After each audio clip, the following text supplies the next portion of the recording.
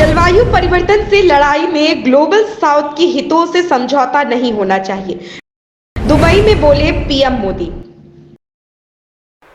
नमस्कार, आप देख रहे हैं एशियन न्यूज नेटवर्क और मैं हूं आपके साथ ज्योतिका। आइए रुक करते हैं खबर की। प्रधानमंत्री नरेंद्र मोदी जलवायु सम्मेलन COP28 में हिस्सा लेने दुबई पहुंच गए। दुबई में वहां के स्थानीय अखबार एहतियात के बातचीत में प्रधानमंत्री ने कहा कि जलवायु परिवर्तन के खिलाफ मजबूत वैश्विक सहयोग की जरूरत है। पीएम मोदी ने यह भी कहा कि यह भी सुनिश्चित किया जाना चाहिए कि जलवायु परिवर्तन के खिलाफ लड़ाई में ग्लोबल साउथ वैश्विक दक्षिण के देशों के हितों से समझौता नहीं होना चाहिए।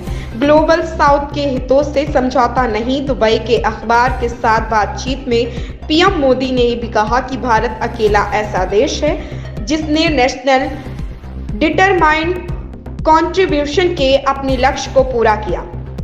प्रधानमंत्री ने कहा कि वह हमेशा कहते हैं कि जलवायु परिवर्तन एक वैश्विक चुनौती है और इसके खिलाफ पूरी दुनिया को एकजुट होना पड़ेगा। यह जरूरी है कि विकासशील देशों को समस्या पैदा करने वाले देश नहीं माना जाए।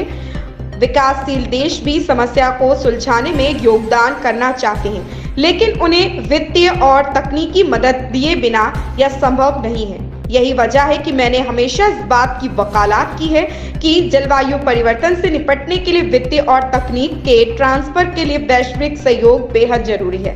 पर्यावरण की दिशा में भारत ने उठाए कई कदम। प्रधानमंत्री ने कहा कि जलवायु परिवर्तन से निपटने के लिए भारत ने इस दिशा में कई कदम उठाए हैं। इसके तहत mission lifestyle for environment mission की शुरुआत की गई। इसके तहत लोगों को पर्यावरण सहयोगी जीवन अपनाने के लिए प्रेरित किया जाता है।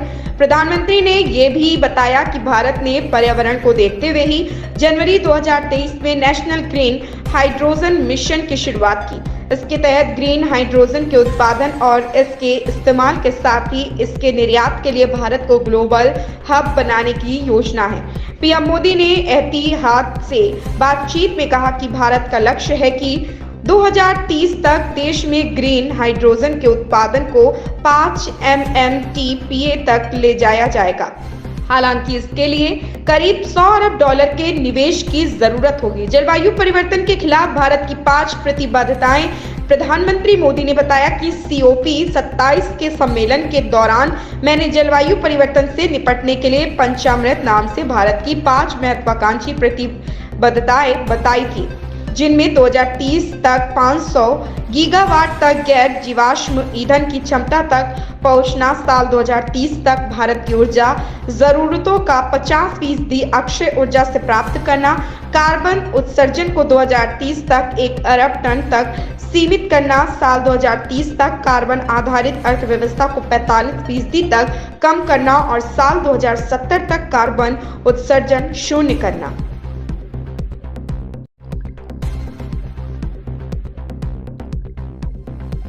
इस खबर में बस इतना ही। बने रहिए एशियन न्यूज नेटवर्क के साथ।